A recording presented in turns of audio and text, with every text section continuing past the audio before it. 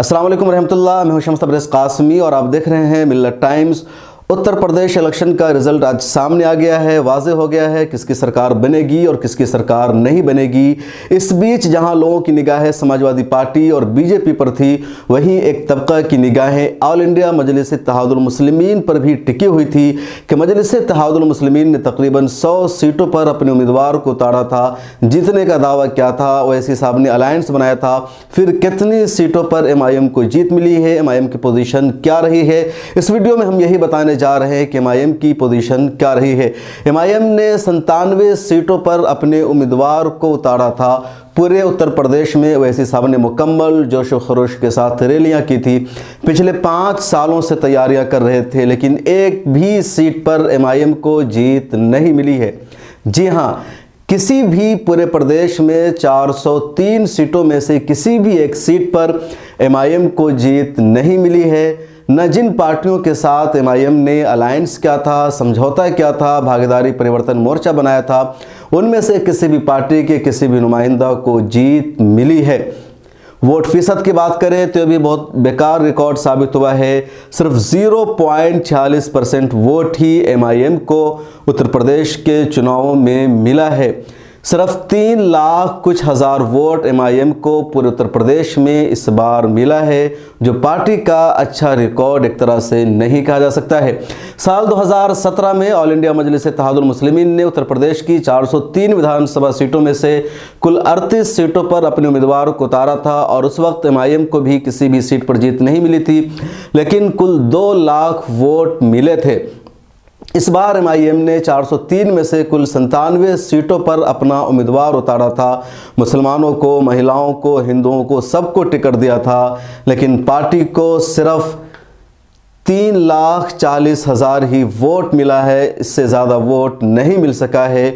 जो कुल वोट जो डाले गए हैं उसका 0.46% होता है। इलेक्शन कमीशन ऑफ इंडिया की वेबसाइट आप देख सकते हैं। इस पूरे यानी उनके पूरे 97 उम्मीदवारों में सिर्फ 1-2 उम्मीदवार ही ऐसे थे जो कहीं ना कहीं मुकाबले में दिख रहे थे। बकिया सब की ज़मानत भी जब्त हो गई है। गुड्डू जमाली मुबारकपुर से उम्मीदवार थे जो एक तरह कुछ देर तक टक्कर में रहे समाजवादी पार्टी के उम्मीदवार के साथ, लेकिन वहाँ समाजवादी पार्टी की जीत हो गई और ये तीसरे नंबर पर रहकर हार गए। इसके अलावा 1-2 और विधानसभा की ऐसी सीटें हैं जहाँ शुरू के रुझान में कुछ देर MIM के उम्मीदवार टक्कर में थे, फिर पीछे रह गए और इतना पीछे रह गए कि 10,000 से ज़्यादा भी गुड्डू जमाली के अलावा किसी और उम्मीदवार ने वोट हासिल नहीं किया है। ये MIM के उम्मीदवारों की सूरत हाल है उत्तर प्रदेश में।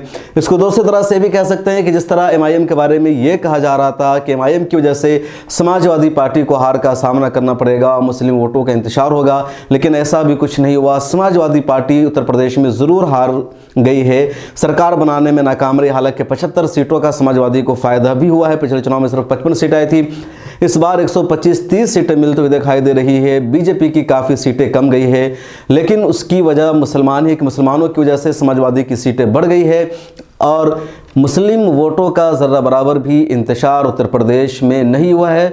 यही वजह है कि MIM को मुसलमानों का वोट नहीं मिला। पूरा का पूरा वोट मुसलमानों का समाजवादी पार्टी को ही गया है। लेकिन वजह ये क्या रही कि आखिर MIM क्यों उत्तर प्रदेश में हार गई। 97 सीटों पर ऑल इंडिया मजलिस इत्तेहादुल मुस्लिमीन के सदर बैरिस्टर असदुद्दीन ओवैसी साहब ने अपने उम्मीदवारों को खड़ा किया था। पिछले 4-5 सालों से लगातार मेहनत कर रहे थे। उनकी कई सारी टीम काम कर रही थी, लगातार मुद्दे को उठा रहे थे।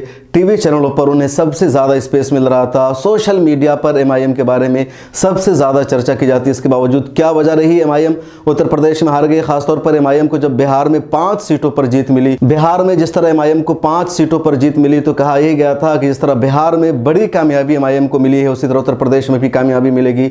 लेकिन ऐसी क्या वजह रही कि बिहार में इतनी बड़ी कामयाबी मिली लेकिन उत्तर प्रदेश में कामयाबी नहीं मिल सकी।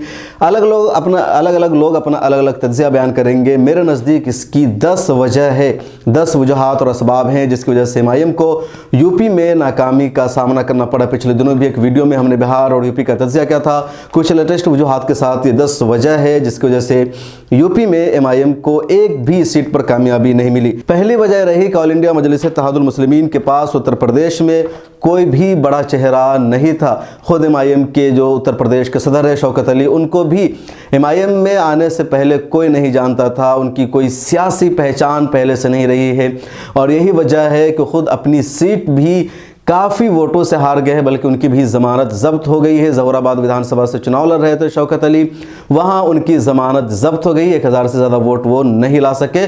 कोई बड़ा चेहरा एमआईएम के पास यूपी में नहीं था। ये पहली वजह थी जिसकी वजह से हार हुई। दूसरी वजह, यूपी में ऑल इंडिया मजलिस इत्तेहादुल मुस्लिमीन ने किसी एरिया को मखसूस नहीं किया था, बल्कि उत्तर प्रदेश जो इतना बड़ा सूबा है, इतनी बड़ी आबादी है, 403 विधानसभा की सीटें हैं और पूरे सूबे में पार्टी फैली हुई थी, किसी मखसूस एरिया को टारगेट नहीं किया था, जिसकी वजह से पार्टी का ऊपर ऊपर तो चर्चा रहा। ज़मीनी सतह पर पार्टी के वर्कर नहीं बन सके, पार्टी का कामकाज नहीं हो सका और इस वजह से पार्टी यूपी में एक भी सीट नहीं जीत सकी है। तीसरी वजह यह रही कि यूपी में अगर वोटों की तकसीम होती, तीसरी वजह यह रही कि उत्तर प्रदेश में और बिहार में फ़र्क रहा। उत्तर प्रदेश में लोगों को लग रहा था कि एमआईएम को हम वोट देंगे, रिस्क लेंगे तो वोट तकसीम हो जाएगा और बीजेपी जीत जाएगी।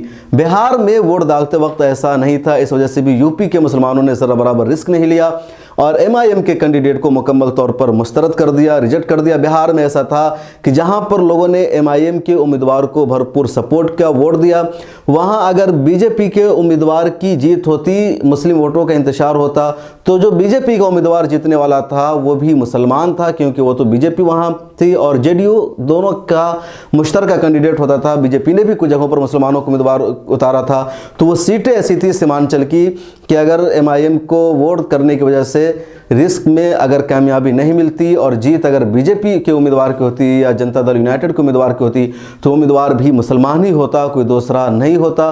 बिहार में वजह थी, यूपी में ऐसा नहीं था, इस वजह से भी उत्तर प्रदेश के मुसलमानों ने ये रिस्क नहीं लिया।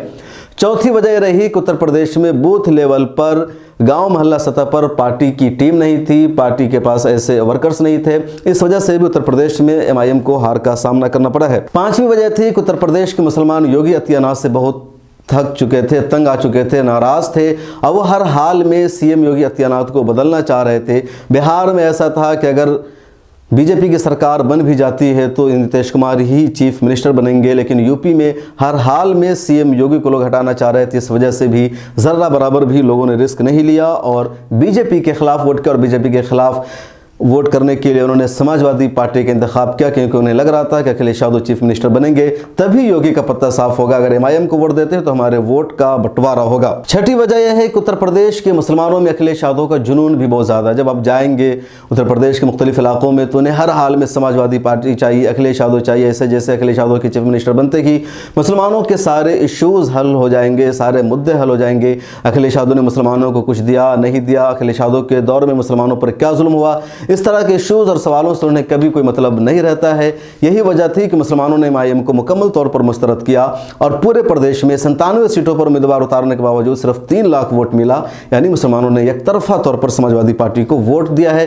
किसी को भी मुसलमानों ने उत्तर प्रदेश में समाजवादी के अलावा वोट नहीं किया है। सातवीं वजह है कि उत्तर प्रदेश में मुसलमान समाजवादी की सरकार चाह रहे थे। उन्हें लग रहा था कि समाजवादी की सरकार आएगी तो सारे मसले हल होंगे, इसलिए भी उन्होंने एमआईएम को सपोर्ट नहीं किया, उन्हें वोट नहीं दिया। आठवीं वजह थी कि मुसलमानों को ये यकीन दिला दिया गया था, मीडिया के ज़रिए बताया गया था, कई सारे यूट्यूबर्स के ज़रिए, कि मुसलमानों पर योगी आदित्यनाथ बहुत ज़्यादा जुल्म कर रहे हैं और इस बार अखिलेश यादव मुकम्मल तौर पर इस तैयारी में हैं, इतने पावरफुल बन चुके हैं, उन्हें सब लोगों का वोट मिल रहा, मौर्य समाज का, मल्लाहों का, तेली का और जाटों का, यादवों का तो मिल ही रहा है। तो इन सब की वजह से बिल्कुल तय है कि बीजेपी चली जाएगी। लिहाजा अगर मुसलमानों ने ज़रा सा भी इधर उधर किया, थोड़ा सा भी अपना वोट एमआईएम को दे दिया, तो मुसलमानों की वजह से ही खेल खराब हो जाएगा और बीजेपी दोबारा सत्ता में आ जाएगी। इसलिए मुसलमानों को लगा कि जब सारे लोग अखिलेश यादव को वोट कर रहे हैं तो हम क्यों समाजवादी को वोट न करें।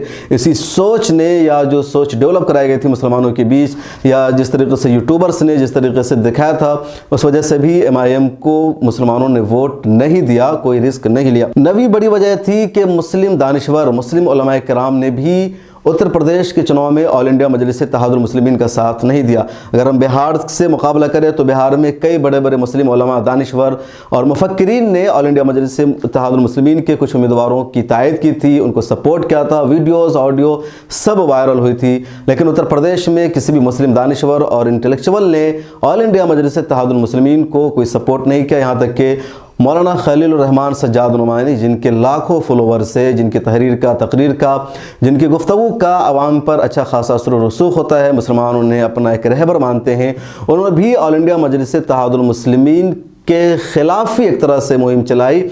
उन्होंने लेटर भी लिखा और इस वजह से भी मुझे लगता है कि एमआईएम को काफ़ी नुकसान उठाना पड़ा है। उन्होंने पेशकश भी की थी कि कुछ चीज़ें हैं बैठ करके एमआईएम के सदर असद ओवैसी साहब बातचीत करें तो सियासत में मुसलमानों को एक अच्छा प्लेटफॉर्म दिया सकता है, लेकिन ओवैसी साहब ने उनकी बात नहीं सुनी, बात नहीं मानी और एक मामला बिगड़ता गया। और मुझे लगता है कि ये भी एक रीज़न है जिसकी वजह से एमआईएम को उत्तर प्रदेश में नुकसान उठाना पड़ा है और यहाँ के मुसलमानों ने एक तरफा तौर पर रिजेक्ट कर दिया है।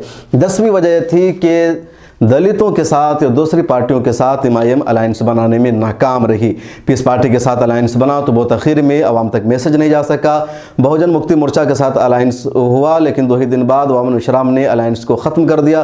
बाबू सिंह कुशवाहा के साथ उनका अलायंस था, लेकिन उसे कोई जानता नहीं है, ना वो खुद अपनी सीट बचा सके हैं। वो खुद पहले बीजेपी में थे, बहुजन समाजवादी पार्टी में थे। इस वजह से इस अलायंस का भी कोई असर नहीं पड़ा और ये 10 वजूहात हैं जिसकी वजह से ऑल इंडिया मजलिस इत्तेहादुल मुस्लिमीन को उत्तर प्रदेश में नाकामी का सामना करना पड़ा। मुसलमानों ने उन्हें रिजेक्ट कर दिया है। ऑल इंडिया मजलिस इत्तेहादुल मुस्लिमीन के जो फॉलोवर्स हैं, चाहने वाले हैं, शहदाई हैं, जो वर्कर्स हैं, यकीनन उनके लिए एक बुरी खबर है कि उत्तर प्रदेश इतना बड़ा सूबा जिसमें एक भी सीट पर पार्टी को जीत नहीं मिली, बल्कि एक भी ऐसी सीट नहीं है जहां एमआईएम का कोई भी उम्मीदवार दूसरे नंबर पर रहा हो। वोट फीसद भी बहुत कम है, जो अपने आप में एमआईएम के लीडरों के लिए, उनके वर्कर्स के लिए सोचने और गौर करने का मकाम है। तज़ा करने की ज़रूरत है कि आखिर पार्टी के साथ ऐसा कुछ हुआ। मेरी बातों के बारे में मैंने जो वजूहात बताई है उसके ताल्लुक़ से आप क्या सोचते हैं, कमेंट सेक्शन में ज़रूर लिखिएगा।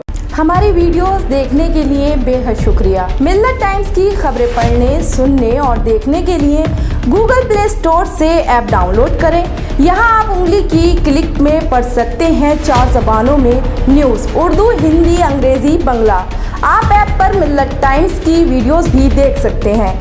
अगर आप YouTube पर देख रहे हैं तो रेड बटन को दबाकर चैनल को सब्सक्राइब करें और बेल आइकन ज़रूर दबाएं। फेसबुक पर देख रहे हैं तो पेज को लाइक और फॉलो ज़रूर करें। ट्विटर और इंस्टाग्राम पर भी मिल्लत टाइम्स को फॉलो करें। मिल्लत टाइम्स की स्टोरीज हासिल करने के लिए टेलीग्राम और व्हाट्सएप पर बराह रास्त हमारे साथ जुड़ सकते हैं। हमारे काम से आप मुतमईन हैं तो इसे जारी रखने और मजबूत बनाने के लिए हमें सपोर्ट करें।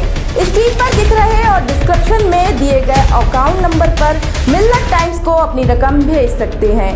अगर आपके इलाके का कोई मामला है, आपकी मसाइल को मीडिया में जगह नहीं दी जा रही है, तो हमें ईमेल करें या व्हाट्सएप पर मैसेज करें। हम उठाएंगे आपकी आवाज़। मिल्लत टाइम्स मतलब मजलूमों की आवाज़, नफरत के खिलाफ जंग, फर्जी खबरों से निजात।